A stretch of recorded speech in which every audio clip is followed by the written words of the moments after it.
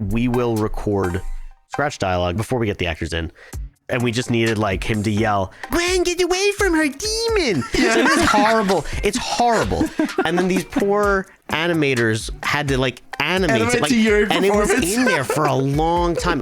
I was hired to be a fight coordinator on a feature film starring Kel Mitchell. I don't think I knew that. That's cool. I was in his hotel room with him, on top of him, acting out the scene with him, and you bit his dick off. So I bit his dick off.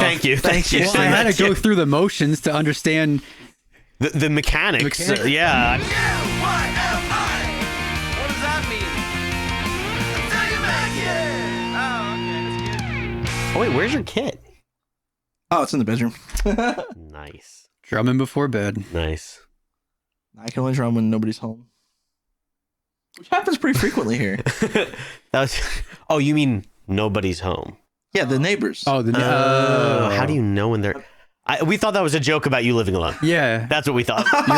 You're always alone. That's way more. We've all had like an eye. Yeah, that's way funnier than what I said. Yeah, and it had, like it was a bedroom joke too, maybe. All right, let's start it up, ladies and gentlemen. Welcome back to the podcast. We are on. This is Until You Make It.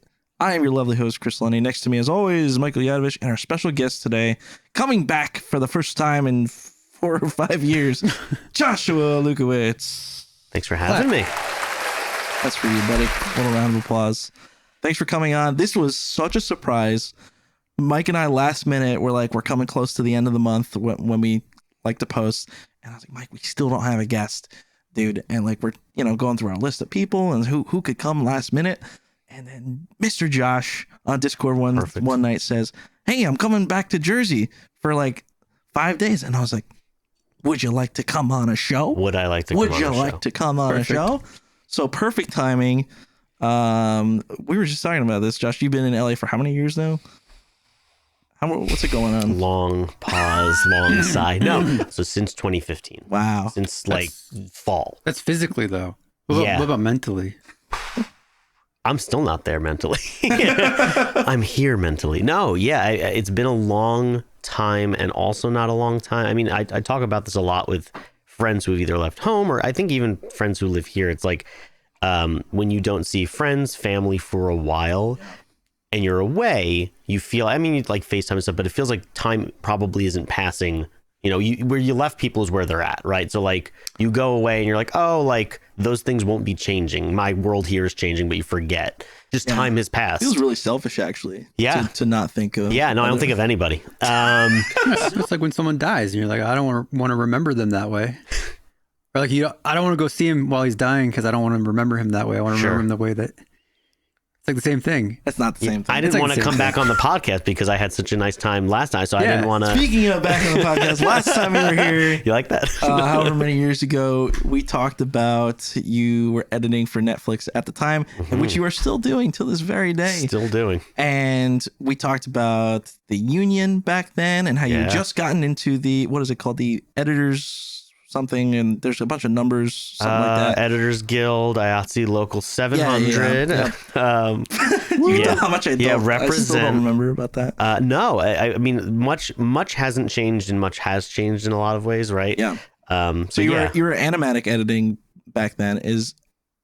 Are you assistant editor now or still assistant animatic editor? Yeah, it's the titles are weird. Yeah. The classifications are weird. So the whole time since I've been doing this, I've been an assistant editor, specifically in animation, specifically working on animatics. Sometimes they call it animatic assistant editing or animatic editing. For larger projects, it's assistant editing or whatever. And then on my previous project, one of the previous projects I've been on at Netflix, I had moved up to associate editor, which again, there's like a whole pecking order for feature film specifically, but it's like lead editor, associate editor, first assistant, second assistant, sometimes apprentice, whatever.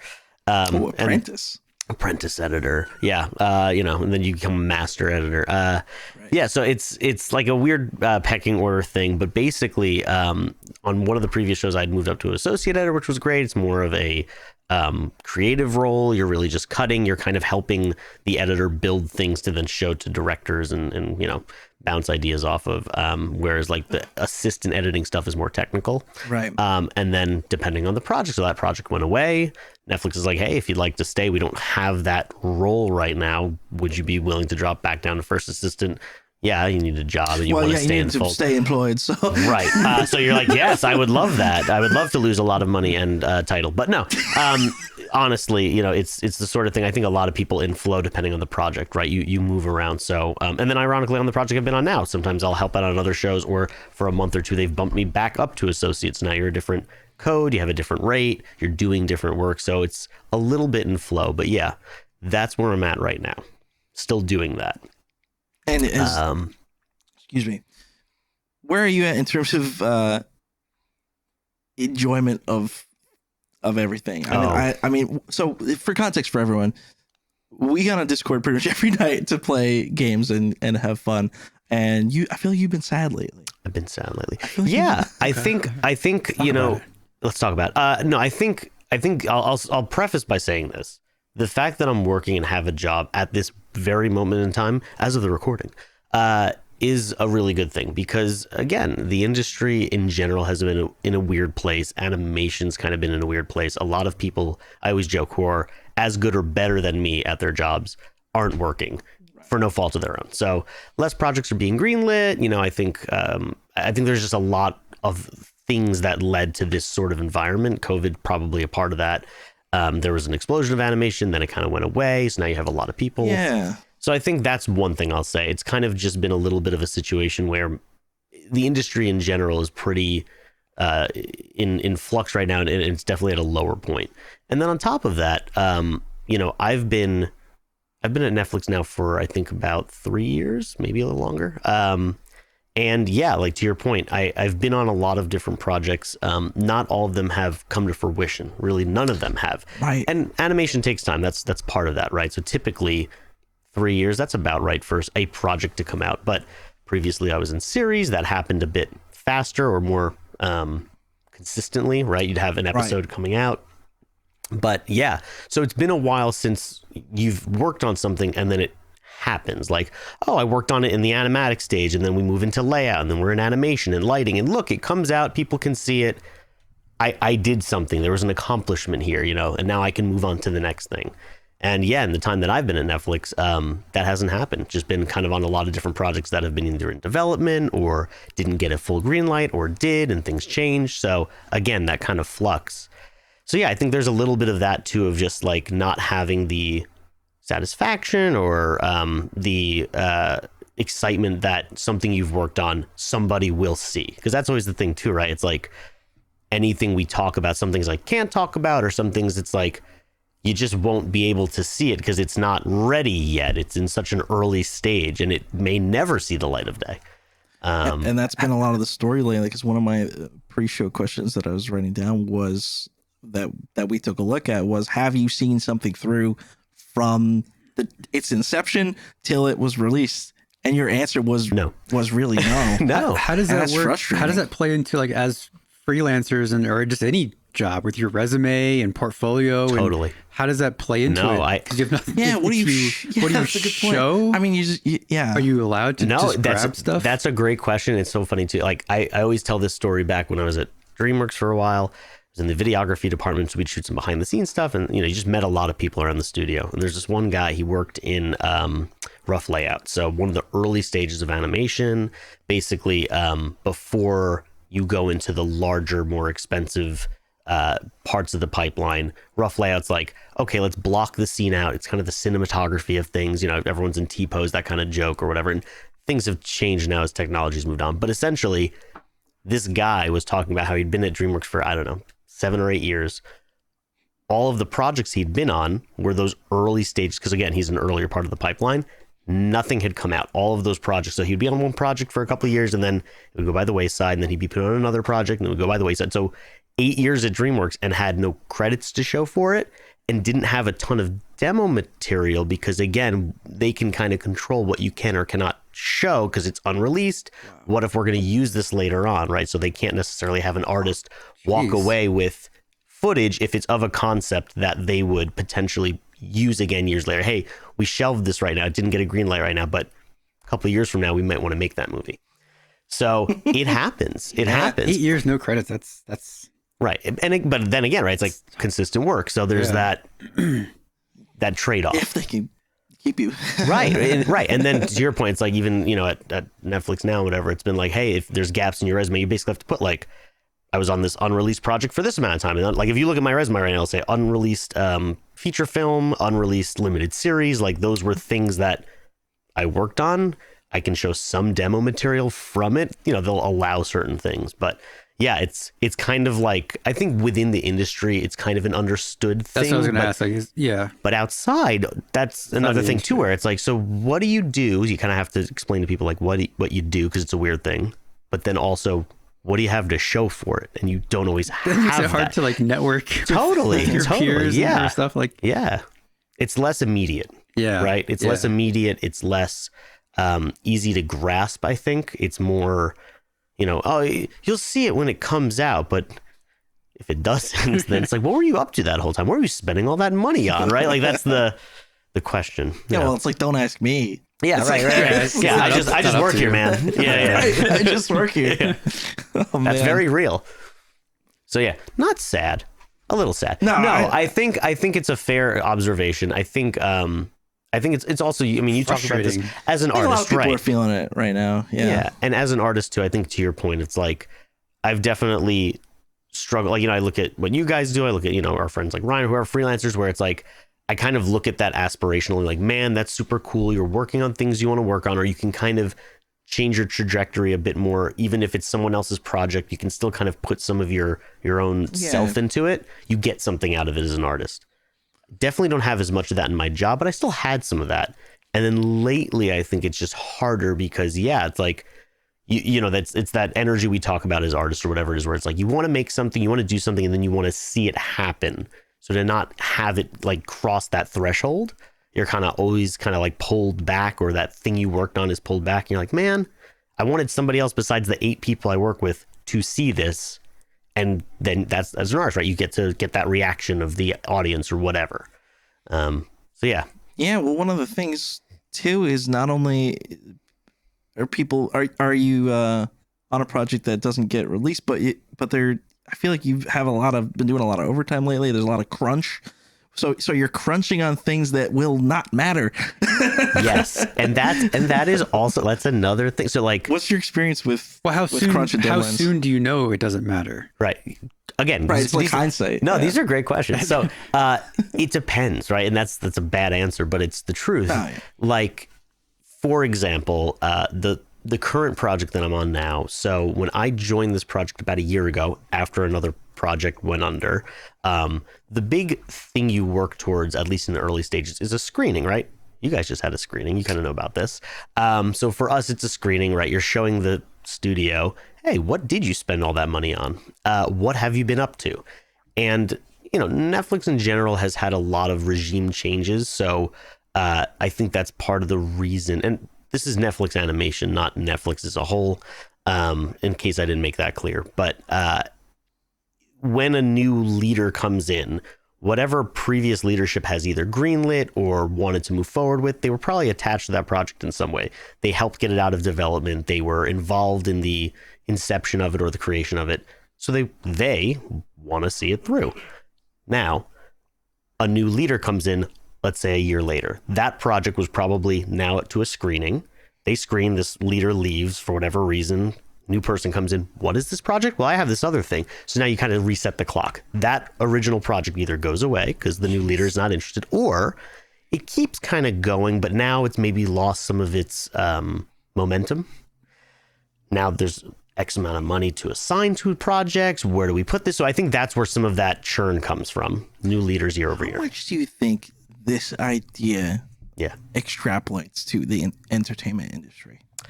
I'm thinking about like is Netflix just different? Is every company the same? Sure. I mean, I'm sure there's variations. Sounds like they have a lot of money, or way too much money. Right. I think. So, are you watching the studio at all? Have we? No, I keep hearing it's good though. Yeah. At first I was like, I don't know. I really like it. I do. Everyone that I work around or in my field is like, oh, it's kind of inside baseball, but we're all film. Like, I think we would all get something from it. Like, some things I don't understand. It's probably a live action-y thing. You could get it, but you don't feel it. Some things you're like, oh wow, like even Alyssa was watching, was like, oh, I just lived that moment. Whatever that thing is, right? It's almost too real. But they joke a lot about this too, because it's dealing with executives and the head of a studio and things like that. So again, I think part of it is this happens at studios. This happens in the industry. I mean, we were talking before we started about the Wile E. Coyote movie and like a studio just deciding, you know what? We made this thing, all these people worked on this thing, and it's more financially lucrative for us to put this as a tax write-off, right? I think that's still a very real thing. For Netflix animation, excuse me, I just caught whatever you have, I caught it. Yeah. The coffee.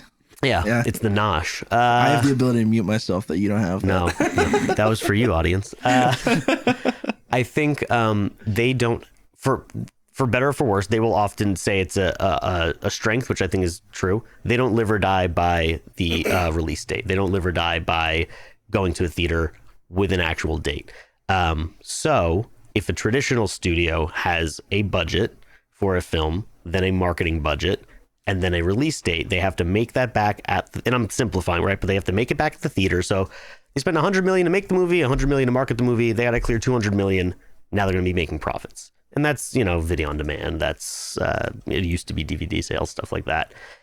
I think that's a pretty straightforward way of understanding how a project does, number one, like, was this a success or was it a failure? And two, I think it gives you we have to make this by this date. We have a reason to do this. There's a financial incentive to make this happen. When a studio chooses to release on demand or like Netflix, whenever, it's a good thing because now they can take their time with it, or they can really, the narrative I think people will drive is we can make the story work. We don't have to rush things.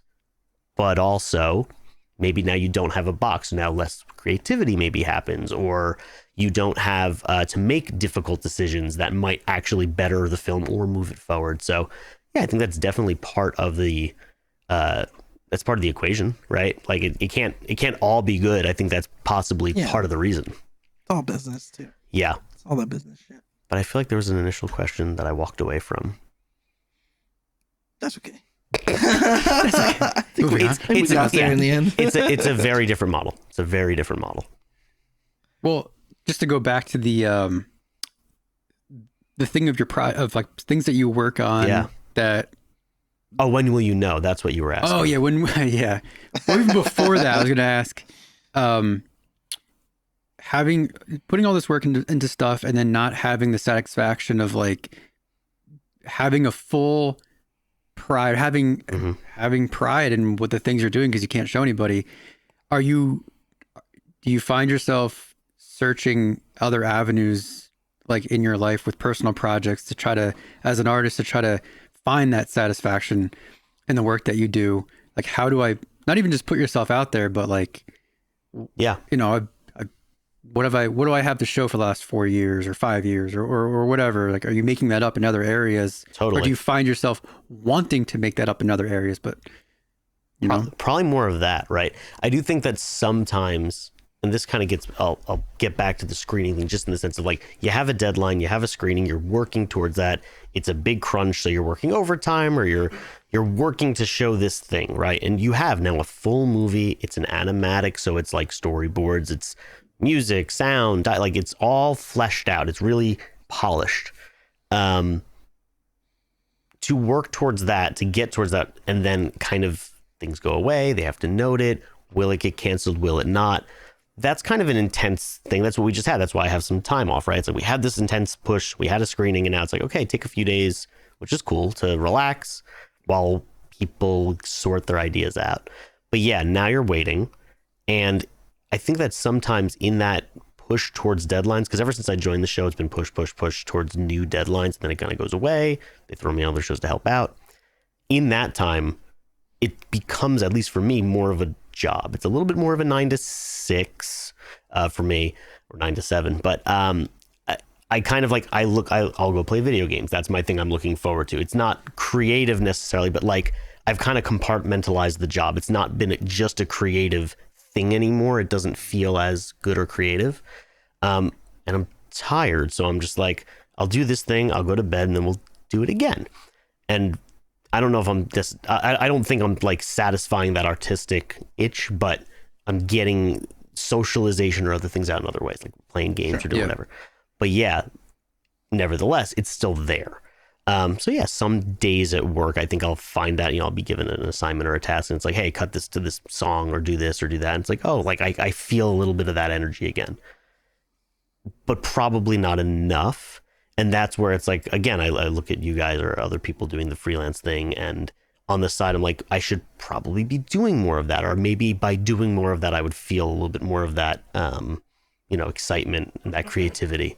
And occasionally I'll do freelance stuff. I really don't ever want to do freelance editing, like ever. I turn away from it. I don't want to do it simply because that's what I do every day in a small way. So it's shooting, and that's what I always wanted to really do in a lot of ways. So yeah, I'll shoot with our buddy Ryan. He does a lot of freelance stuff, and he'll pull me in every now and again. I know it's going to be an easy job because like we're kind of in control of things, and so it's the bullshit meter is low, right? The barrier to entry is low. I'm not driving to some crazy location. I'm doing whatever. But sometimes I wonder, should I be opening myself up more to that? Yeah. I mean, opening yourself up to more of that, but you're not in a spot where you're like fully is like, let's move to something else. Because sometimes people do that. They literally will entire industry switch and be like, I'm going to stop doing this and I'm going to go pursue this other thing. But you lose a lot of stability that way. I mean, it's not a bad thing, because what you're talking about of your mindset of switching your job at Netflix, and maybe switching your mindset to like treating it as a 9 to 5. And this is just my job, and I'm not getting the creative satisfaction that I want out of this, but I'm okay with that, because that's the thing that I have been learning as I've gone on as a freelancer and small agency stint, and then back to freelancing, is not every job I do is going to have the creative satisfaction. And I can try to instill like, how can I make this fun for myself? I don't always have to do that. It's okay to have work that I can kind of just either turn my brain off a little bit or just treat it as a job, and I can just work the thing and not get attached too much and then move on. And then, because we only have so much fuel, if I burn myself creatively on something that isn't that important to me in the end, I'll burn myself out later, and I won't be able to be creative to like totally engage in other projects that I want to actually care about. This hit Chris so hard he walked out. He couldn't take it. No, you can't see him on camera. He is sobbing right now. It's hard to watch. It's hard to watch, but it's important. It's important. No, I think. Do you want me to? Can I keep going, Chris? Yeah, keep going. Okay. I think you hit the nail on the head. Where sometimes it's like, and I've been really lucky. Work has never felt like work to me, really, ever, until the past couple of years, where it's been like I go to work. It's fun. It's creative. It doesn't feel like a job. And I was kind of terrified of like, oh my God, I'm gonna have to get a real job one day, right? What will that be like when that switches? Is that gonna happen? And maybe it's also from doing something for a long time. Eventually, some of that luster wears off, whatever it is, right? It kind of goes away. But I do think that sometimes every job, whether it's a creative job, a non-creative job, you've showed up to work, it's still a job. There's stressors. There's always it's another person's vision that you're helping be a small part of, enacting, right? And I would assume even directors then would feel the pressure. They have bosses, right? Like the studio head, and the studio head has someone else. So there's always that, whether it's a creative pursuit or not. So yeah, I do think it's good to like be able to compartmentalize and be like, yeah, this might be that today. I don't want to waste too much energy on that. And I think it definitely comes in swings, because then like I will be brought back because I'll be in a meeting and we're talking, like there was a meeting the other day and we're talking through things and someone's like, we're trying to find the right sound for this. And, it was like a burp. Okay. So like, we're going to now go through and rehearse, audition different burps from, yeah, please. But that is the subject matter that we're discussing at this very moment. I'm getting paid to do so, right? It's funny. Yeah. Where I could be talking about numbers on a Excel sheet or something like that, right? So yeah, I think sometimes you get those reminders too of like, if this does feel mundane or repetitive or whatever, the subject matter is still ridiculous. And that's kind of cool. Yeah. But yeah, burning yourself out, I think, can be real too. Because like, I think you guys talked a lot about this with agency work, right? It is someone else's thing. It's probably a little mind numbing. If I really pour a lot of myself in that and try to get something out of it that's going to be hard to, now like you said, I've wasted all of that fuel there. Yeah. Versus a thing I care about. Yeah. Yeah, I think we're getting more comfortable with like sometimes you just do the work and Right. just like, you know, not even like switch off, but just like treat it like a job, you know. Just Be treat less it, emotionally attached to be it. less emotional. Yeah. Spend less of your mental thing worrying about it, or spend less of your mental energy worrying about it. Right. If that makes any sense. Right. Right. And art too, I feel like, you know, art, but when you care about something, when you're trying to be creative, you pour a lot of yourself into that to try to get something good out because you care. And if like we said, if you're pouring that into something that you're just not going to, it's not compatible. Stop caring. Right. Or That's the lesson. yeah. That is true. It is. It's freeing to stop caring. It is. Because when we're earlier on in our careers, you care about every single little thing that you do, every opportunity you get, you care immensely about it because it is the only thing you have, and you've never done anything before. So this is it. It's like, oh shit, I get to. You want me to do that? This is my chance. It's my chance. I have to make this the best thing it could be because this is yeah. I have nothing else to show. Like this is what I want to do. I have to do the freaking best job ever on this thing. And you think like that for a few years until you burn yourself out.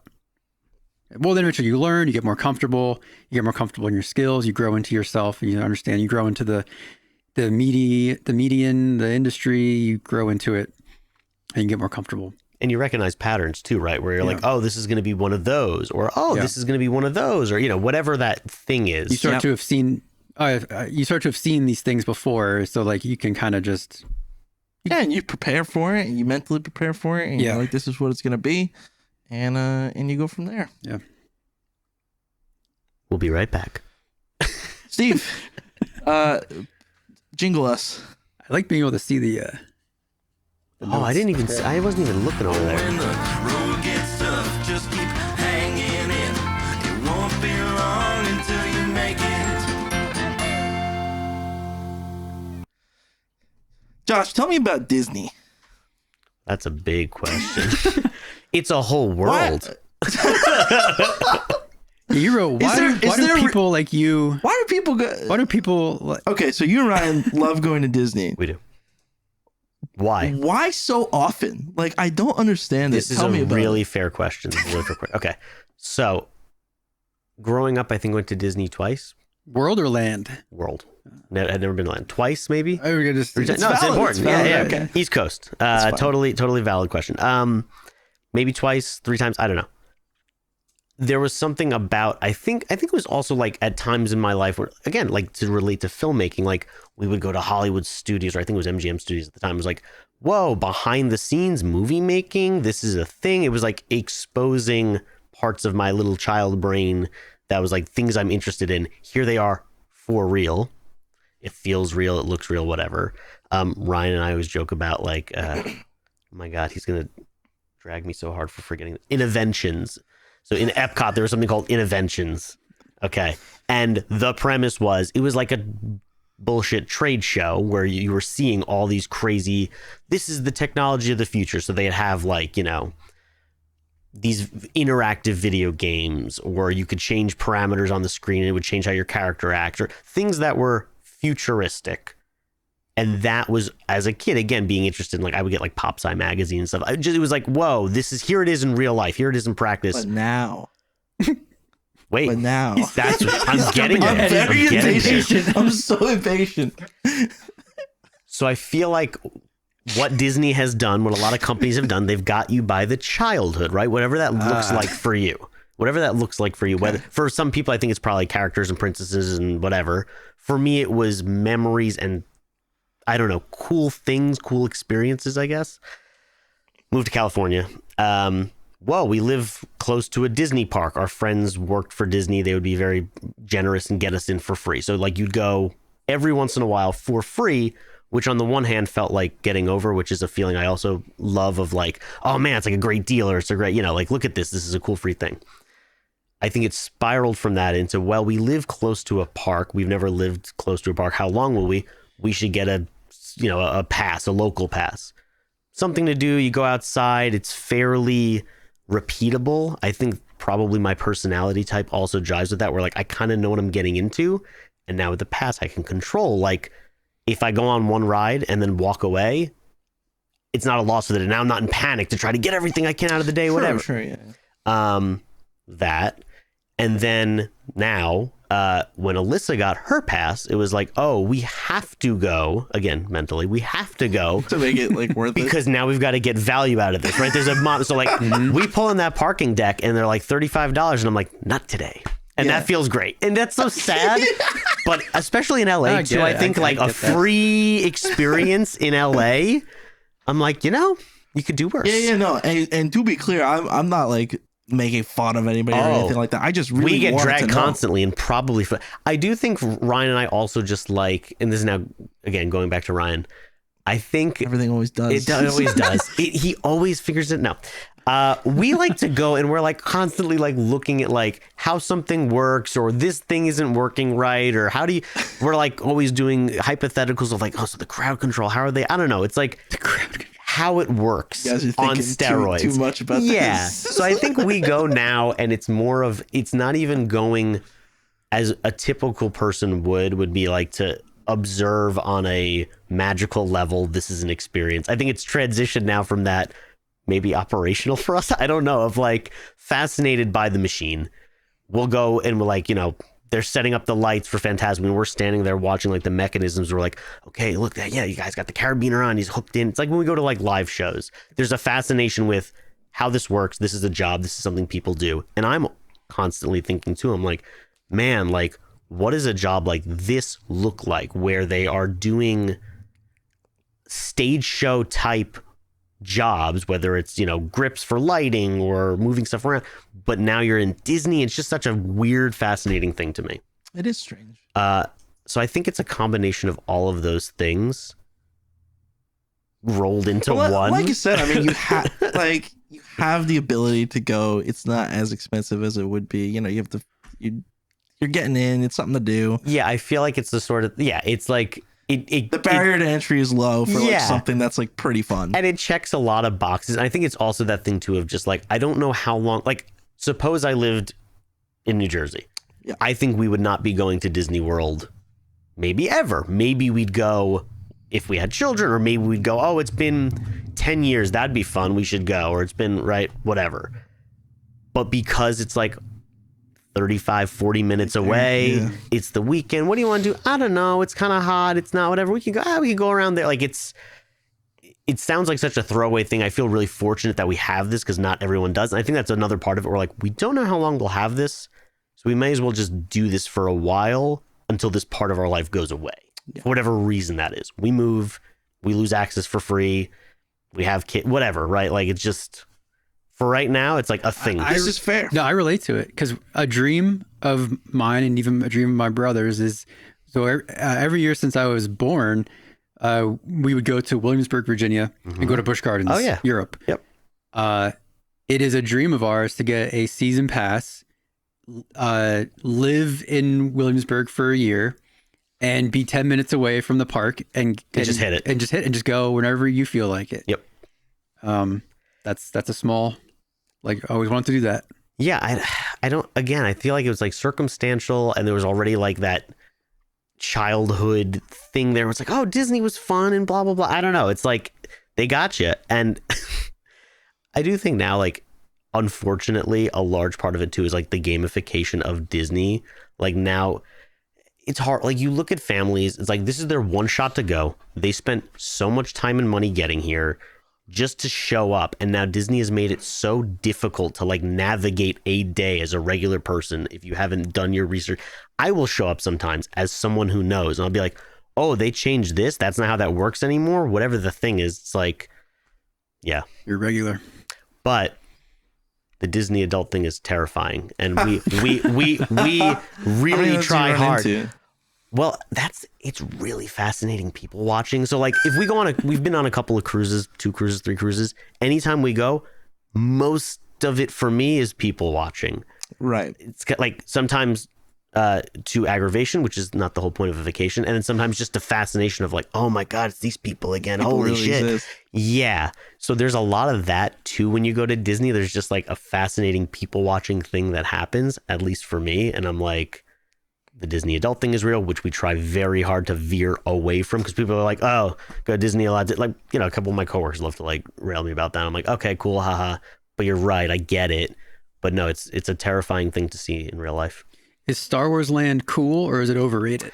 Man, great question. And what's the difference between Star Wars Land in As a big Star Wars fan. Disneyland or Disney World? Because I don't know. This is it gonna the be same? sad. Are they the same or It's are gonna they? be sad that I'm gonna know the difference. I believe the color of the rock of the spire is different color. And I believe Wait, what is this the difference between? I'm so Star Wars confused. Land in Disneyland and Star Wars Land in Disney World. Like I don't know where they built it. Like I don't okay. know.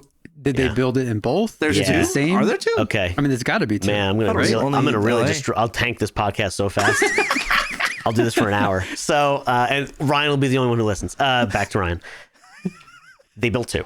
There's one in Florida. There's one here. I can't remember which opened first. I think the Florida one opened first. And then at one point they were doing, remember the whole Star Wars hotel thing that failed? That failed. Yeah, So they built it actually, I think it was Florida that opened first. They built it in Florida. There was this whole companion thing. They were going to build it in California, but never happened because of, I think, one, how they saw the rollout go. It was more expensive, the land.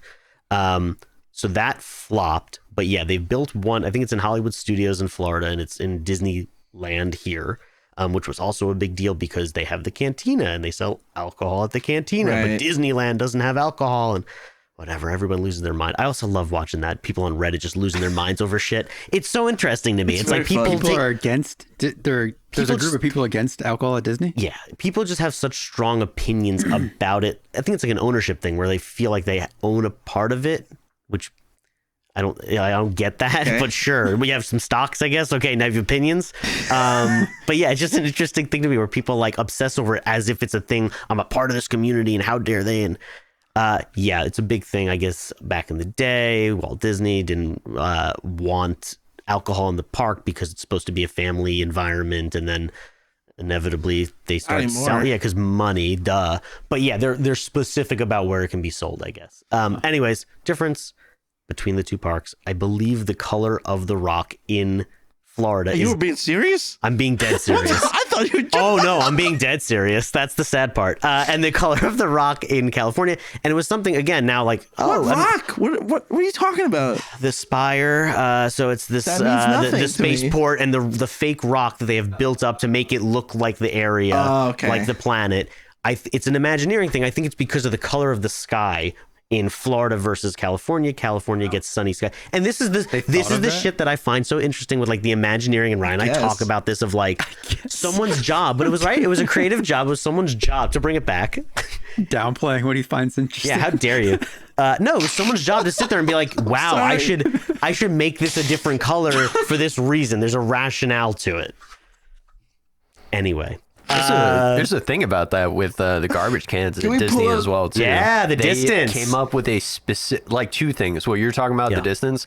At no point in the park are you supposed to be able to be seating or standing without being able to see a garbage can across the entire park. And then secondarily, they did testing to see what was like the ideal green color to make it the most noticeable to the human eye, so you could always find a garbage can. Oh, wow. Is that interesting, Chris? Yeah. That one got me. See, operations. They have to. Is it cool? Is it cool? Yeah, is it cool? Is it overrated? Is it worth it? The first time we went, it was like they did a small soft opening. It was COVID. We're all like losing our minds. We're like, gotta get outside. So a couple of me and some friends went. One who's a Disney hater, hates Disney, but loves Star Wars. We all went. Initially, it was like, this is cool, right? Your first time there, this is cool. You're walking through. It feels like you're in a different place, right? That's what Disney does really well. The biggest thing that stood out to me is they have like speakers hidden, I guess, behind the building facades, and they're really good and really loud and really directional. So it sounds like different ships are going overhead. It's like when you hear like a helicopter or a plane, they're doing that with like of a ship going by. That was cool. Stuff like that. Now I've done it a bunch of times. it's a shopping mall with 2 small rides, right? Or one ride is really cool. X-wing, Yeah. Y-wing. Yeah. Well, I thought it was overrated, honestly. I think they swang big and kind of missed. I do think that the ride there was really cool. I think the first time you go on, you'll be like, wow, this is like new tech again, like a good modern ride that's taking advantage of all bells and whistles. That happens to have a Star Wars thing on it, but it's okay. Did you book the experience to like build your own lightsaber? Okay, I did not, because even I have my my Disney limit. I'm like, that's insane. But went with a friend, or as Alyssa's that sounds brother. cool. I would do that. Yeah, Alyssa's brother did it. It was cool. Again, like I think when these big companies or Disney or whoever, whenever they do stuff, they do they do it pretty polished. It's pretty good for a mass experience. I will say it's okay. The saber, Natalie's cousin had one. Saber's They're garbage. fat. They're Yeah, like yeah. they're Oh thick. Yeah. You should. They're hilt. not. Yeah, they're like not usable really. Like they might be cool to display, but like it's not really functional. Yeah, no, they're not really designed for that. The whole thing is just how expensive it is, though. It is I very- think Yeah. the experience is over $300. Yeah, that my that God. sounds about right. And Yeah. and I remember thinking about it initially, and I had the same reaction of you. I was like, oh, they're kind of clunky, and Yeah. like the customization to me wasn't that cool either. So they have legacy sabers. So of course I went in the store and I got, the original Luke Skywalker, and then I got the Luke Skywalker from Return of the Giant. Yeah, Anyways, they got my money. They still got it, but I was like, look, this hilt is better, and it's the size is decent. And then you look at any of the custom ones, and you're like, okay, these are nicer anyway. But Yeah. you should go. I mean, I think a Star Wars fan would walk in and be like, this is cool. I would definitely want to go at least once. Yeah. Like, it seems cool. I think you would have a hard time not finding it a little cool, and then probably being like, okay, this is just a shopping mall, because that's effectively what a lot of it is. Right. You're completely right. That's definitely what it felt like. I've only been there once, and I feel like after the initial, oh wow, this really like looks and feels like I'm somewhere on Star Wars, and then once you start to actually take note of the sheer volume of people there, it just feels kind of overrated because there isn't exactly much to do there. Right. It's just, go get some food or some drinks that come in these like Star Wars designed containers with these names and stuff like that, or book these individual experiences. Exactly. Java juice. It's a, Oh, we're all just a bunch of slugs. It's more than Making anything consumer just a bunch choices, of thinking it's freedom. it's just a bunch of paid experiences rather than there being a lot of like It's- rides and things to do. yeah, and I'll keep going down the theme park thing until you cut me off. Universal just opened a new theme park. It's called Epic Universe, I think, or something like that. It's in Florida. Yeah, they have like one of them's Mario Land, one of them's like Monsters, Universal's Monsters. Oh, yeah. But they did a How to Train Your Dragon Land, and from the looks of it, it looks like what Star Wars probably should have been. A couple more rides, the theming throughout, and the stuff to do that isn't paid for or an upgrade. Like they have those what are they, the Boston Dynamics Spot like dog robots. Oh, They I have saw that. They have an overlay. Yeah. It's wearing a dragon costume, but like, And it's like a cute little baby dragon. Right. Steve, can you find that real quick? yeah, We but got to to show me, Mike and see his eyes go So really Star Wars, wide. Star Wars Land could have animatronic droids and like And puppets that walk around they do, on their but own. not to the level that I think it should. Right, Yeah. like kind of to. How would you Universal describe that? Epic How Universe. to Train Your Dragon Land. Yeah, or just I guess How to Train Your Dragon robot. yeah, that's probably do it. That'll probably come up. But that to me was just like a wow. Like they're really thinking too about when you're not on a ride and you're not spending money on buying merchandise or food. Yeah, it's like if you're a kid, you're gonna lose your mind. Even an adult, you're probably gonna be like, wow, that's cool. Like that's unique. And Oh, wow. it's They play the video. It if just it's walks not- around. Oh, let's go to TikTok. that's like the this big. is perfect. Yeah, this little guy. Yeah. Oh, okay, bud. Do that pretty good. I worked on the show. I've never seen the movie. It was a good movie. I worked on the TV show for a bit. And Oh, wait, that's a big Baruchel one. did the voice. Yeah, so that's the big one. It doesn't move. Like it doesn't ambulate. Would that be the word? Looks Whatever. like he's going.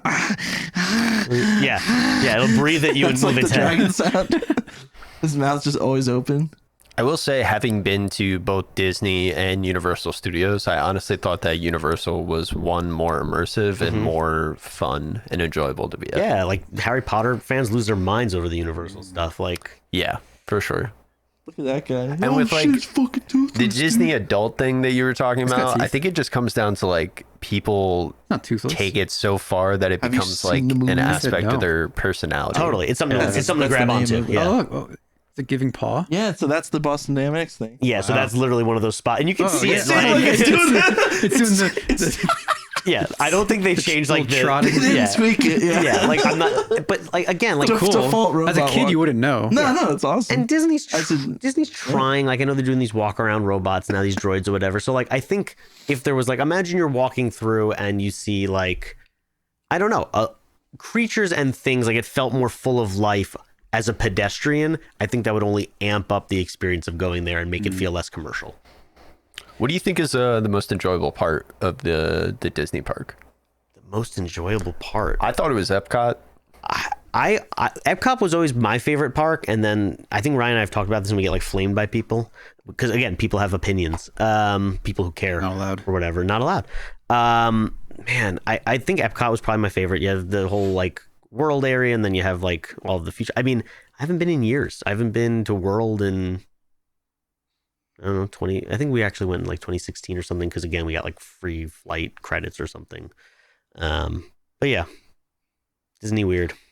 I could keep going on. I think that wraps it up. Speaking of Disney and Star yeah, Wars, you have something? No. We you had interest. You found an interesting comment about Andor, which we've all kind of watched. Oh, Steve yeah. hasn't watched. You've watched half of it. Mm-hmm. Me and Josh have watched all of it.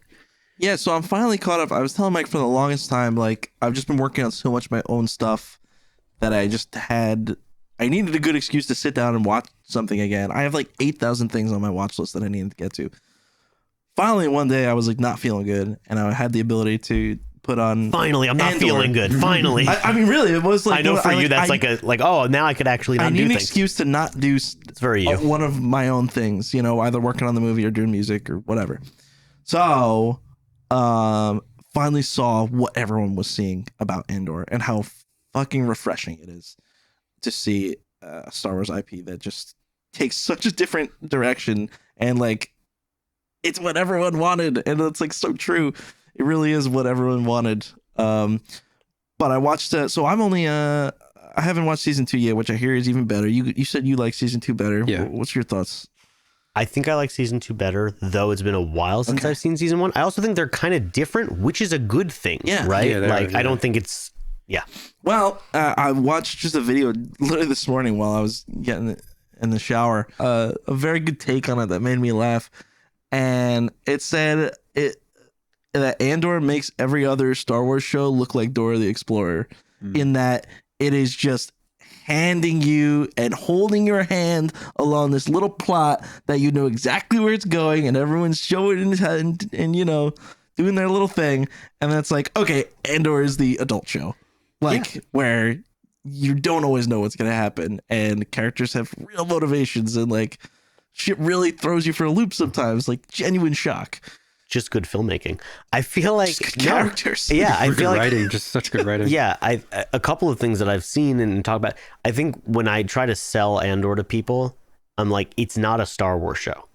It's a show with a certainly Star not. Wars skin, right? It happens to have like a little bit of a Star Wars wrapping paper, but objectively, like it's a workplace drama, it's a espionage thing. Like that's what the show is. It happens to have some of the Star Wars wrapping paper, and I think also that was it. 20, Yeah, you would watch it if it wasn't Star Wars. Where I Right. feel like the other ones are the other way around. Exactly. Yeah. And I think Tony Gilroy, who's the writer, right, and he's one of the producers, I think he had even made a comment too about, one, he wasn't really a Star Wars person, right? Like a lot of the other Star Wars shows are made by Star Wars people, which I think is like exhausting.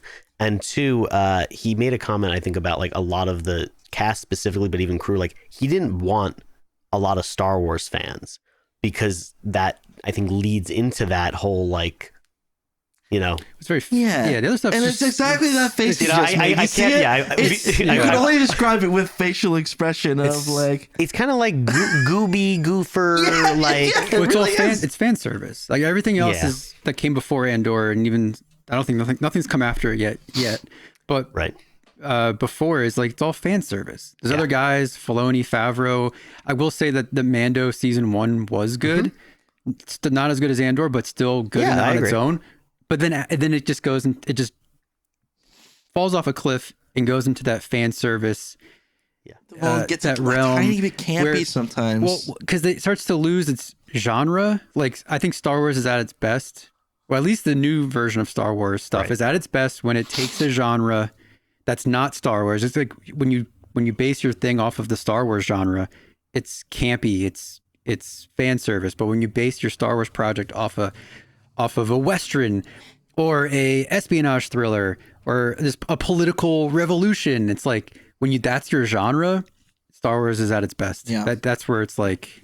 And both can exist. I think that's fine. I just think there's been so much, like you're saying, of that Star Warsified or modern Star Warsified camp where it's like with a lot of genres, audiences get exhausted. We as fans probably get exhausted. I'm happy for people that love all of it. I will still watch all of it. I'm not going to not watch it. It's Star Wars. I'm going to be upset about it. That makes me, I guess, a toxic Star Wars fan like most. But no, I think that having some variety doesn't hurt. Yeah. And Andor feels refreshing too, where it actually feels like, wow, there was like thought put into this. There was direction, strong direction put into this. Everything feels so intentional and well thought out and well written. And you just don't see that in the other projects that they do, especially the shows. Well, arguably, especially the movies as well. Although you can argue like one of the movies was like had strong direction and then the other ones kind of didn't. Yeah, but part of me is like, does anyone really care as long as people watch it? I really wonder that's what the metrics I don't think they do care. That's part of the problem, though. Money. Like we just said. That's it. Like we just said, it's like, it's just entertainment at the end of the day.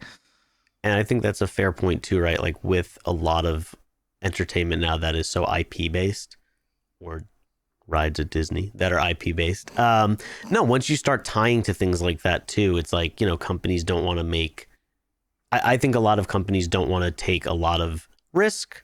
They know what an audience likes. At the moment, it seems to be a lot of like sequels and spin-offs and things that, are based on IP we've seen before. Yeah. And that's a safe bet at the box office. That's probably a safe bet from consumer products. And that's, it's a good investment, which is a shame. But One thing I've heard, which was listening to Tony Gilroy talking about working with Kathleen Kennedy, and Kathleen Kennedy gets a lot of hate in the Star Wars community for what they put on her as like decisions that Star Wars ends up making. As if that's all her. As if it's all her. And the interesting thing, listening to Tony, was the impression that Kathleen doesn't get involved as much as the community thinks that she does. And she actually does let the creators and people that she hires make the decisions, but also to a fault.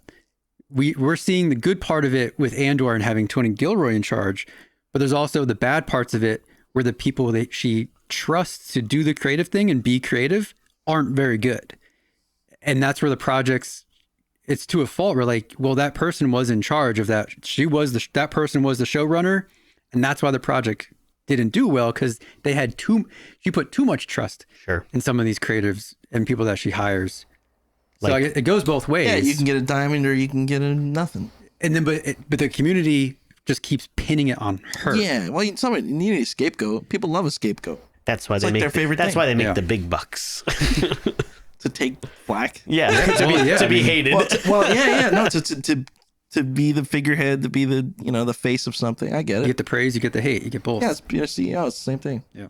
I think a big part of the problem for that is just because of how much Star Wars stuff they're trying to pump out. Yeah. And it's like, are there too many Star Wars things nowadays? Yes. Because like Mike was saying, you get hits and misses because there's different people working on every single thing that's being made because of how much there is. Mm-hmm. Obviously, episodes 1 through 6 is all George Lucas. And just so you have a consistency across those six movies. Some of them were actually Lawrence Kasdan in not fully George Lucas. If you look back to Empire Strikes Back, actually Lawrence Kasdan directed and mostly wrote that one. And when George actually took, I'm now doing George. Actually, when I took over on episode 1, people just wrote me a blank check. Daddy fucked up the whole trilogy. But it's like, then you have episodes 7, 8, 9, 3 different directors. Two different. 2 different. Almost 3 different. Was going to be 3 different. Almost 3 different. Probably should have been. Most of the TV series, all different producers and that point, why not? showrunners. You know, you just get such a mixed bag. And I feel like you do. The more you pump out, I feel like the lower the quality is going to be, regardless of how good these individual things are. We need handcrafted stuff. I don't know. Yeah, I mean, just look at all this I think stuff. it's just kind of the next. This is just we're just in the phase of like what's working for them right now, even if it's hit or miss as if people are watching, and that's just what we're in. This is what's popular right now. Mm-hmm. Well, the volume I was was trying to make the most out of the IP. The Star Wars like not discovered the volume, but kind of made the volume like be really popular Oh, yeah, with the that's true. Mandalorian. But then they overused it. Yeah, Which the process which I watched another interview with Tony talking about that they did Andor the more traditional way. That's why it took so long. If it took so long, they used traditional green screen. They built a lot of sets. They used the volume only when appropriate. He's explaining the not the problem with the volume, but the thing with the volume is that you have to have so many things made before you start production because you have to have those things projected. So you have to have a lot of things get baked in. Where they did it the more traditional, not older way, but like putting the VFX in afterwards and building that stuff afterwards in it's post. like where do you want your flexibility? I feel like one of the things with Andor too that stuck out to me was amazing location stuff. Locations are So like good. that to me is where it also because like now Andor was going to be confronted with the whole joke people made to bring it back to Disney and Disneyland.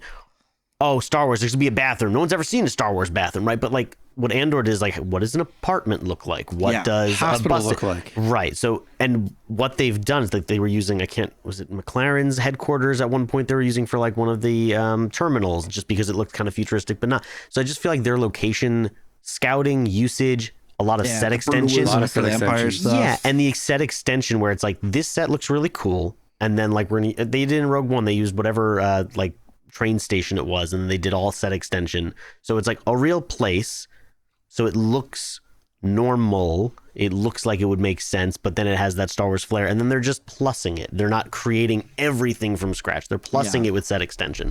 I just thought it was really well done, really well art directed and figured out. And whoever did the location stuff, I just thought it like really worked.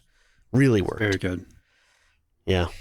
Another point too that I missed was the danger aspect and Andor bringing back Stakes. Andor bringing back stakes and really just making it feel like the enemies aren't incompetent anymore.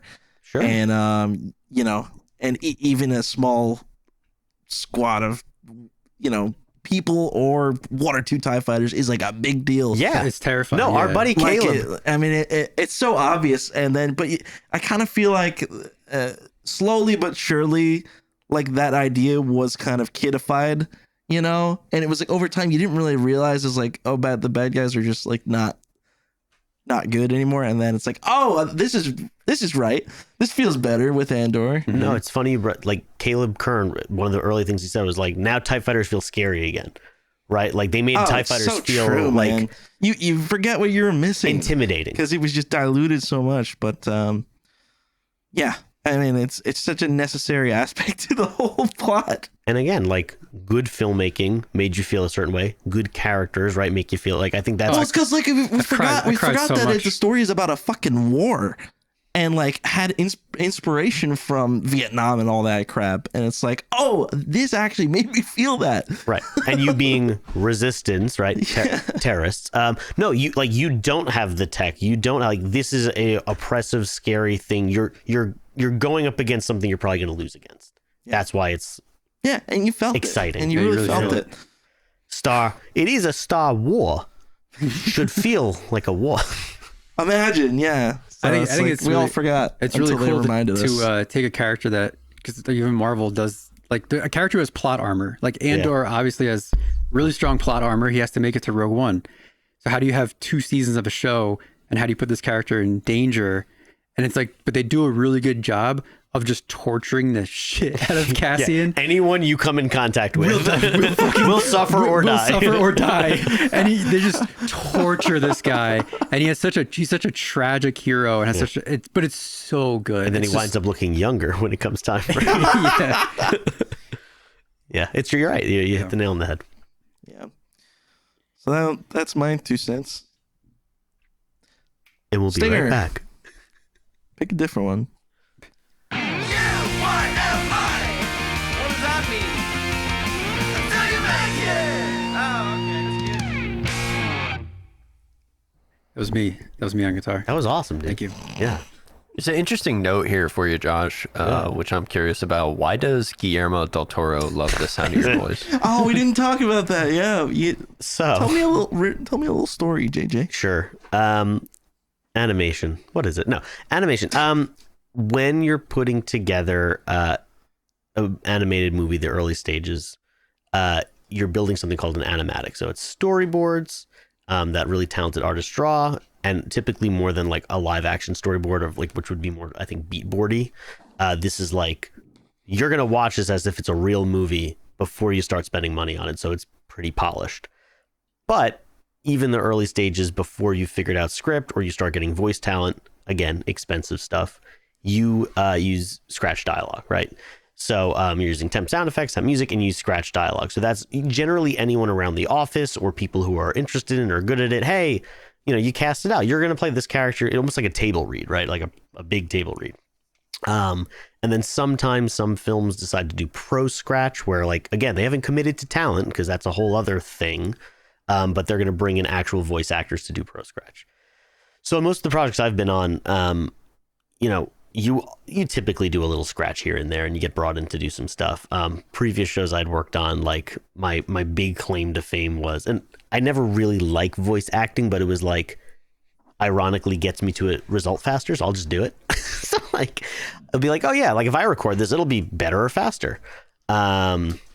Essentially, we will record scratch dialogue, get the actors in before we get the actors in. And sometimes the director's there, sometimes not.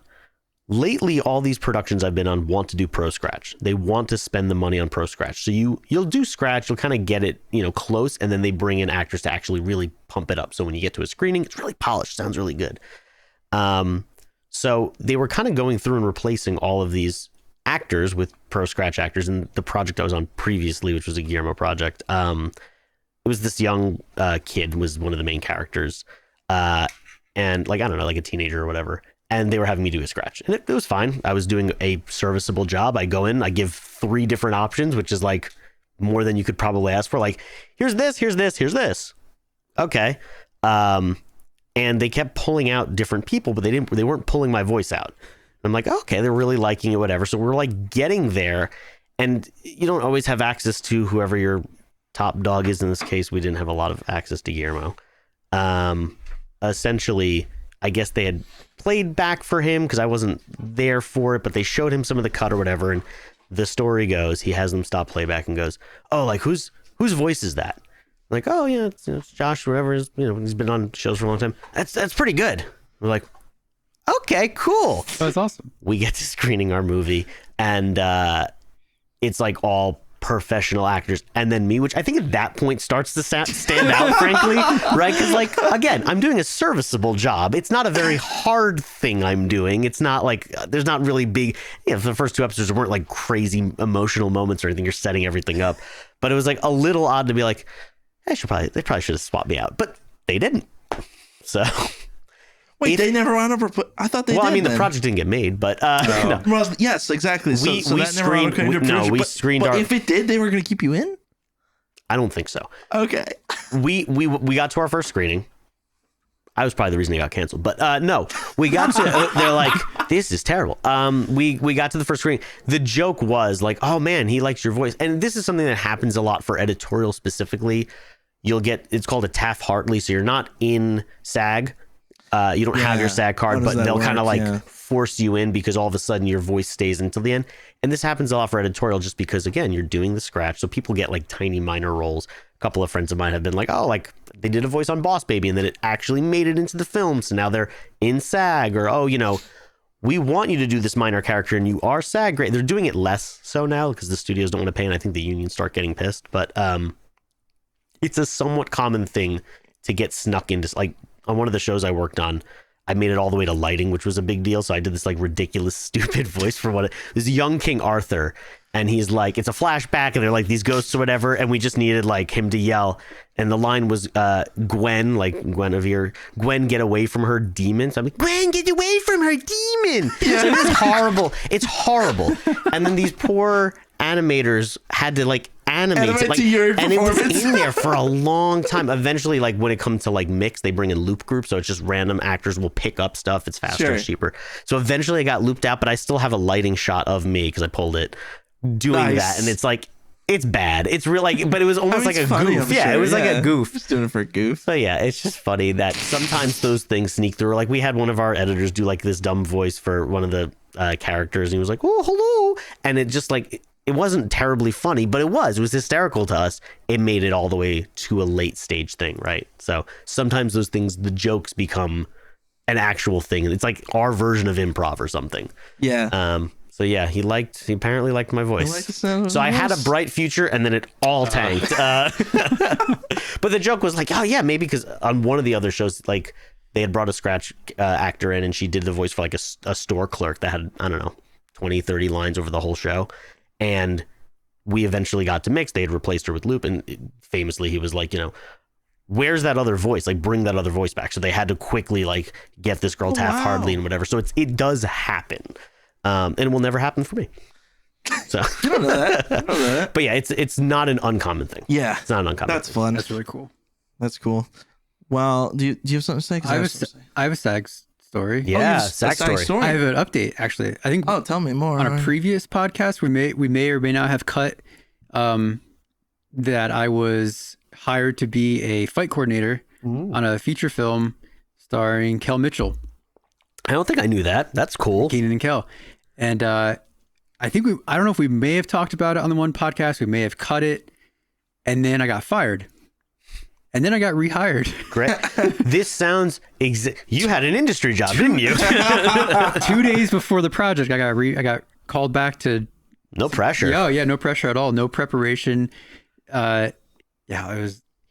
But So it happened? it happened. That's amazing. I was there for 2 days. Stunt coordinator. Technically, yeah. I think I'm gonna ask to be fight coordinator. Okay. in See, this is something I don't in know the about. Credit, Okay. because I don't consider myself a stunt coordinator, but I would more consider myself a fight coordinator. Got it. But it was mostly fight. There was not a lot of like crazy stunts. It was a horror movie. The two things were a character, this female character who turns into like a demon, werewolf vampire thing, and then attacks a guy in a parking garage. And then the other one was a love scene that turns violent, and she ends up like murdering or biting Kel's dick off, Sure. and then getting on top of him and choking him and slashing him to death. Great. And that was in a hotel room. Green light. So Sold. doing both of those, it was like, because originally when I was hired, it was like, oh, okay, there's a budget.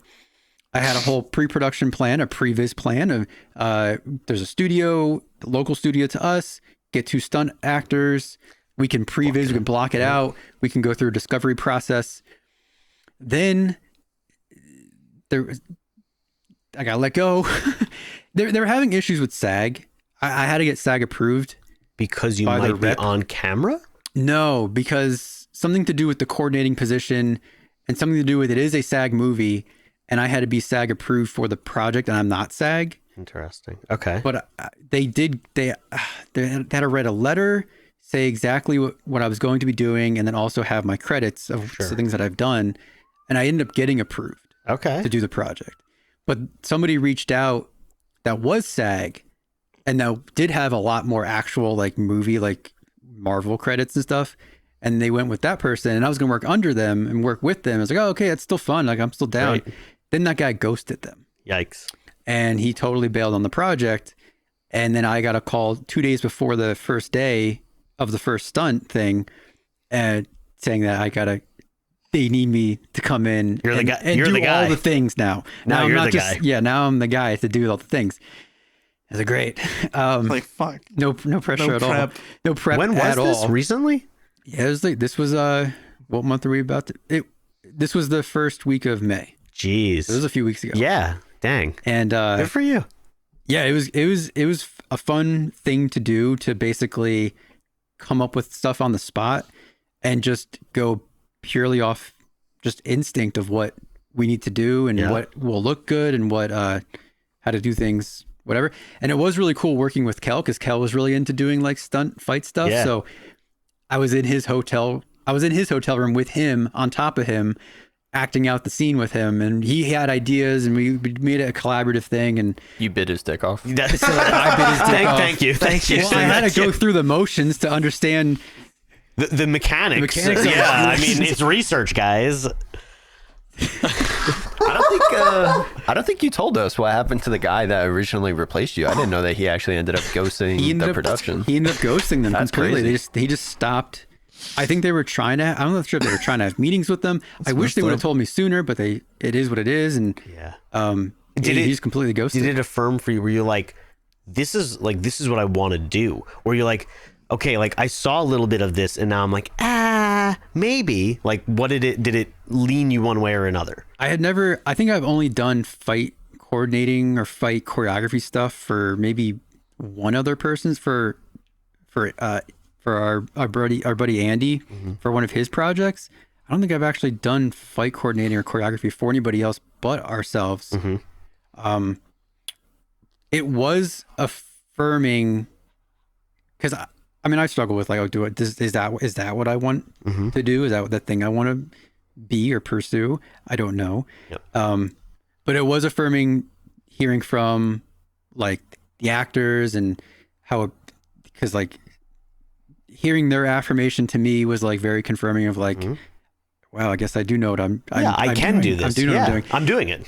Hearing from the intimacy coordinator, because there was an intimacy coordinator who works with Netflix a lot in the city, and she said that she was observing me and asking me questions about.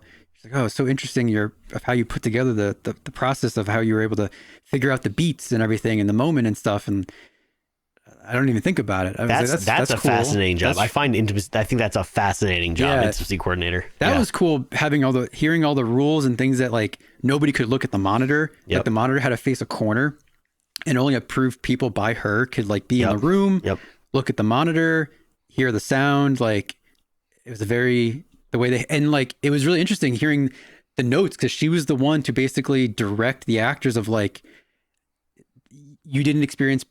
Let's hold that pleasure for longer, or like tweaking Kel's face, like things that would be uncomfortable.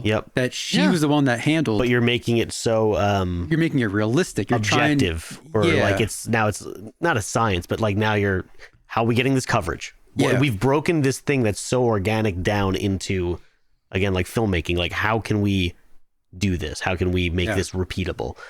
Interesting. It was interesting how like the beats ended up playing out on the first take, and then versus when she started giving notes, and how the beats of the moment played out slower and differently, and how it was pretty cool.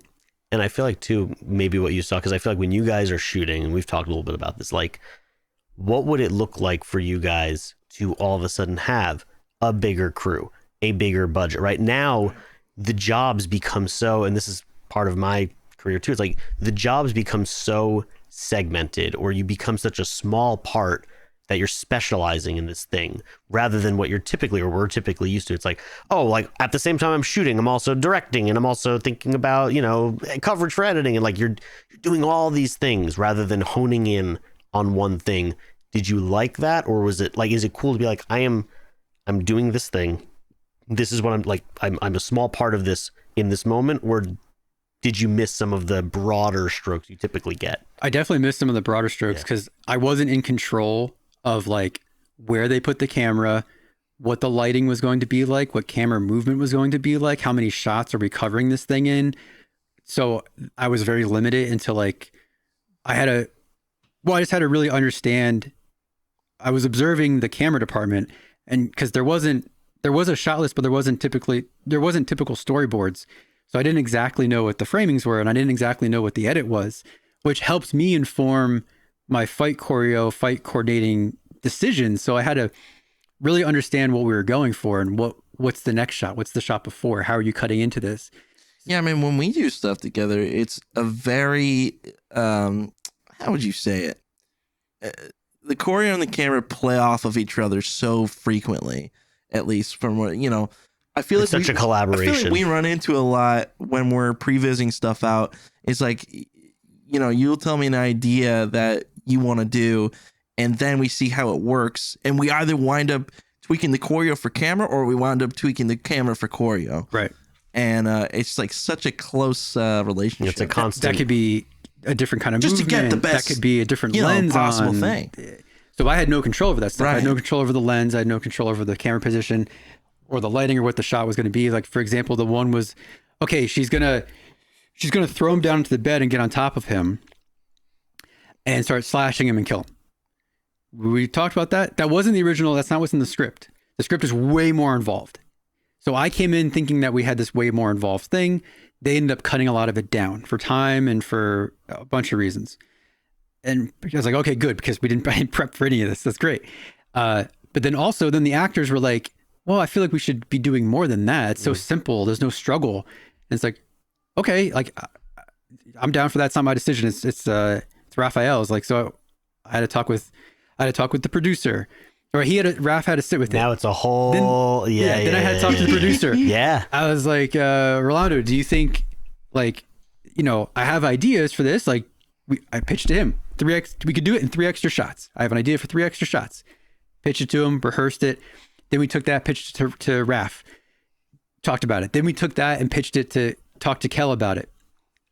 We ended up sticking to the original shot. It was just gonna be one shot, and it's a shot's like they're shooting the wall, and they're hard lighting to cast the shadow of the action on the wall. So they're just shooting the shadow of the action. But we want to bolster the struggle. So now we want to make it more of a struggle. Kel was like, oh, I could try to pick her up off me. He's been working out a lot. So he basically, I got on top of him. Like, oh, let's see how that works. And it's like, I'm figuring out the beats, and like, you know, then we get in there. I'm with the lighting guys and the camera guys. I'm looking at the angle, figuring out what are you seeing? I get on top. I'm puppeteering the shadow of like, What's this gonna look like? looks good? How do my hands look? Where do if I come from this way, okay, this looks good.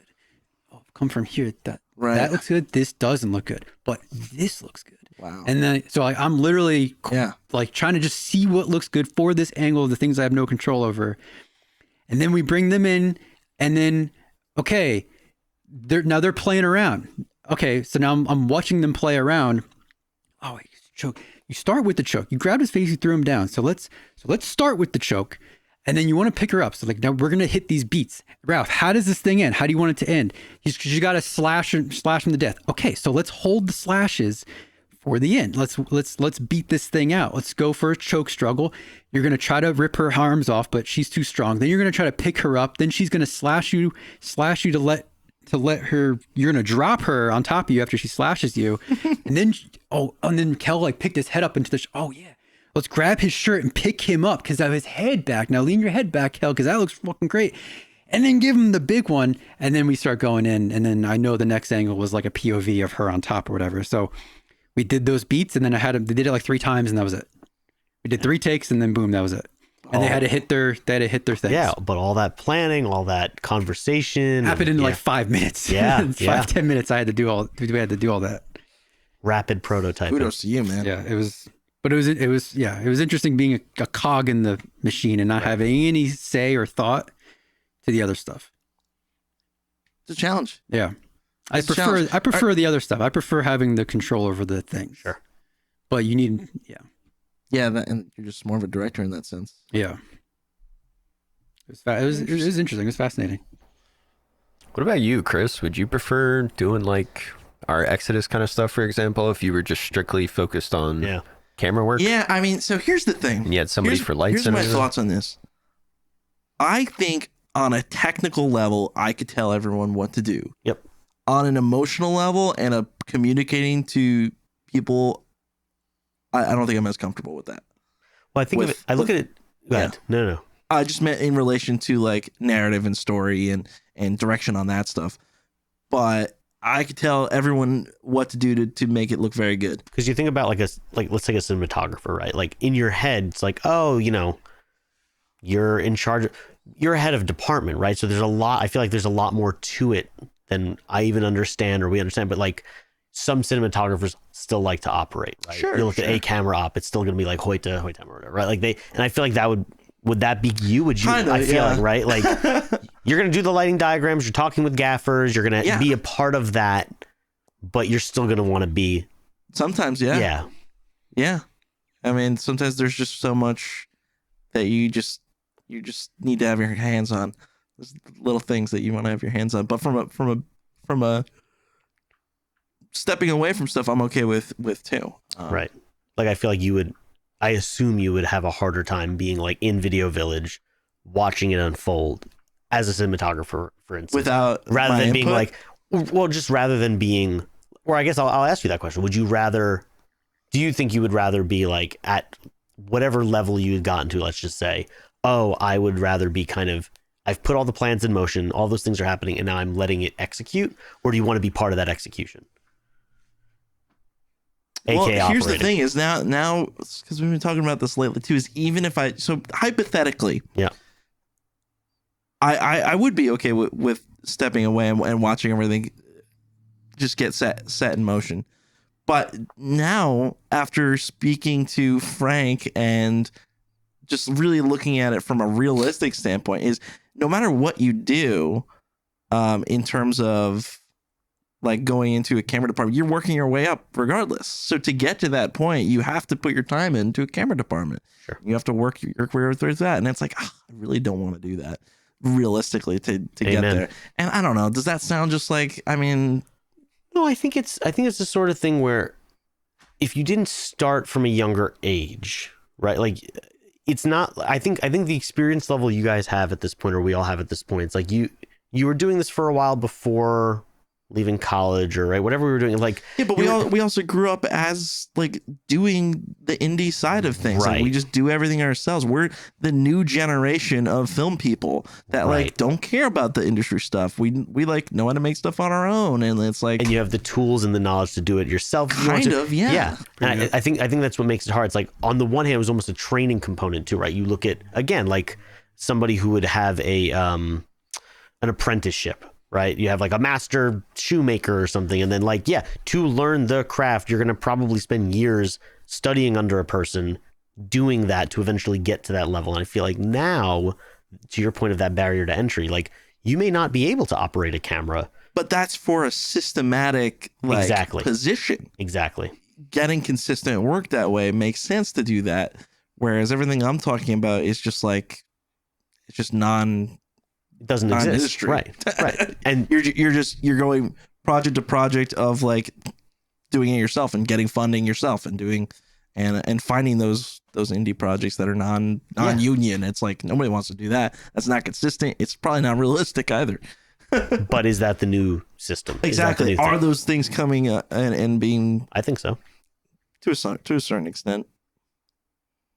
Well, when the system starts pulling back and ditching projects and not greenlighting as much, what are you supposed to do? Right. If the work just starts to dry up because the system is not producing the work, maybe that's a good sign. Then the indie scene like is going to start producing the work. I mean, listen, I think if the demand's there. I think back to Corridor too, and everything that they've done.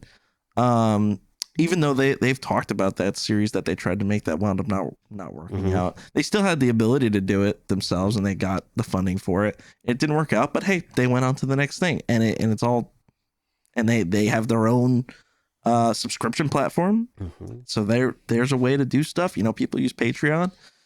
Well, I think that too. So there are systems in place to come up with your own cash, and they change, right? Like you're talking about Corridor, it's like. At one point, they could, from my understanding, they could do the YouTube thing. That was paying the bills. That was whatever. They continue to grow and grow and grow. And then YouTube in itself changed. So the system they were part of changed. So they had to, again, pivot to continue doing what they're doing or keep growing with their own website and things like that. So I think we're always moving and adapting.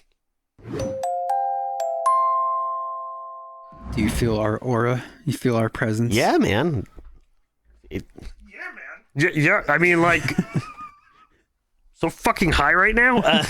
Kermit Kermit Rogan. Kermit Rogan. All right, what are we doing? What is going what on is- here? What's the plan I'm for terrified. game time? I'm also terrified. So the game is that we're little Netflix. Or no, he's Netflix. Nice. Steve is the Netflix bigwig, and we are little indie filmmakers pitching our. We'll do it as instead of movies, we'll keep it to series. Basically, an elevator pitch that you got to come up with on the spot. Terrible. You will be given a random attached actor or actress. We'll be giving a time period, a genre, and then some kind of keyword or phrase that we can interpret any way we like. Okay. Like echo chamber was one of them. And that could be anything to us. That could be the name of the project. That could be a plot device or something, or a location. It could be anything. So that's our criteria. And then after you generate one and give it to us, maybe give us like, I don't know, what's feasible, like 10 seconds or something. Just to get 10 seconds of For what? blank stares to process. to process the information. To gather ourselves. To gather ourselves, and then we have 60 seconds to pitch that to Steve. Yeah, we have a buffer time.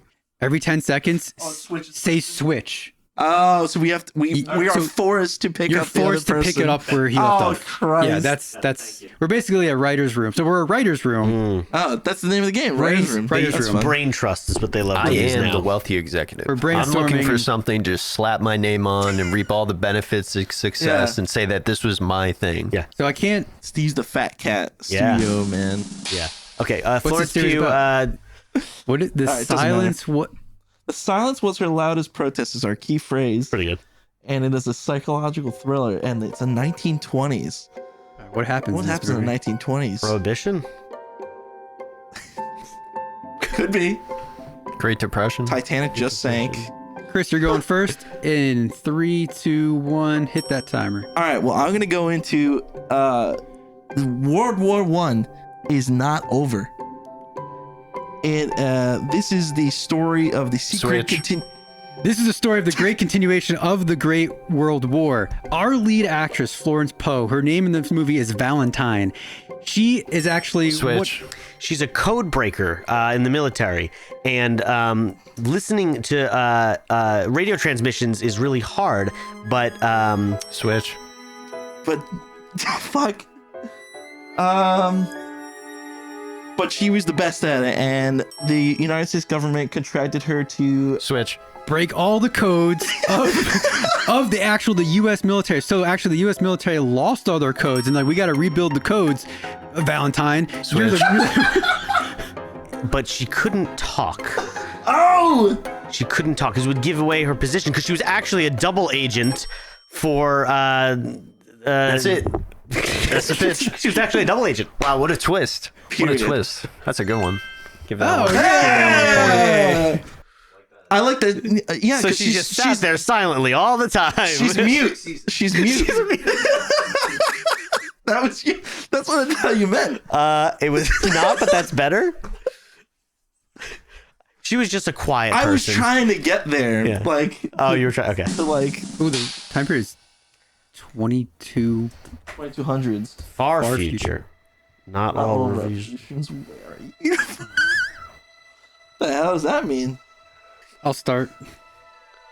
All right, let's hit it in 3, 2, 1, action. Our movie takes place in the far future, where water on the planet is evaporating, and there is only one lifeguard left to stand up to revolt. Switch. To revolt against the tyrannical government who's trying to use up all the water, and because now our whole planet is sand. Switch. Because the whole planet is sand, the water is obviously very precious and resourceful. So there's a whole debate. This person's the only Switch. The only lifeguard left of who wants to save it, swimming for the world. Swimming is a very Yes. important activity, and we cannot swim in sand. And not all revolutionaries Switch. wear uniform. Problem is, he was only a lifeguard at pools. He's never been a beach lifeguard. So his major concern is that now he has to do ocean stuff, and ocean stuff is hard. Switch. So he rallies together the people of the planet and preys on their goodwill and says not all revolutions wear a uniform as he dons his discards his uniform. As he takes it puts off. zinc on his nose. That's good. I like that one. I also think we lost your good point of that there was no water. Well, no, it was that the water that was left was Right. Evaporating. he wanted to use it for Swimming? swimming. I just like the he's idea. He's not for drinking. Not for drinking. I just like that he's a lifeguard. He's like, I've only done pools. I haven't. I haven't. Ocean, that's totally different. There's That's waves, there's currents. I'm not. I wasn't trained for Where's that. the chlorine? Let's do one more. Let's give Josh another chance to start off. Of course. Aquafina. Who is that? She's She is- Asian actress. She was in some Marvel movies. She is in every single animated film as a voice. Yeah. Every single one. That's a, raps. She raps. Yeah. raps. She's also got a great brand deal Wait, isn't with she the one from your favorite My Little Mermaid thing? Wasn't that her doing the seagull? My Little Mermaid. The- What? My she's- Little Pony. she's in Little My Mermaid. Little Mermaid. Little Mermaid. The scene. In My Little Pony? No. I misspoke. I'm so sorry. I misspoke. The Little Mermaid. the new one? Oh, The one she's you the, showed she's the me. seagull. Yeah. And you were horrible. Yeah, geez. So bad. yeah, she was bad. That's not part of the routine. Action comedy. Oh, in the boy. 70s. 1970s? routine? What goes on in the 70s? Not part of the routine. Drugs. I mean, you could do Buddy Cop. You could do. Yeah, routine. All right, generate another one. Okay. We'll break, we could break okay. the rules. You could do. I have one for that. Fuck. You could start off if you want to go back to that one.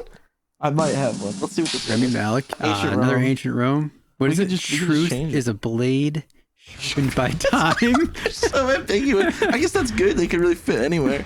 Okay. 3, 2, 1, action. Okay, Rami Malek plays a reclusive monk who's been spending years and years in the Library of Alexandria, writing and transcribing and Switch. But there's a problem because he. can't read. Oh, He can't read. The world's water is evaporating. And only the monk Remy Malik, through knowledge of books, knows the truth. Okay, I want to go back to the other one. 'cause Everyone, I I start, I fail. have an idea for the other one to start us. All right. Okay. 3, 2, 1, action. Okay, 1970s. Awkwafina stars as a TSA agent who is, processing all the drugs that come through, and she decides to start taking the drugs and selling them. Switch. This movie takes place in the 70s, which is like 30 years before 9/11. Therefore, at the TSA, it's a very lax thing. Exactly. Guys come with guns and bombs all the time. And Awkwafina, Switch. Has realized that by kind of partnering up with some of these guys, she can get a side cut, right? She gets a piece of the pie.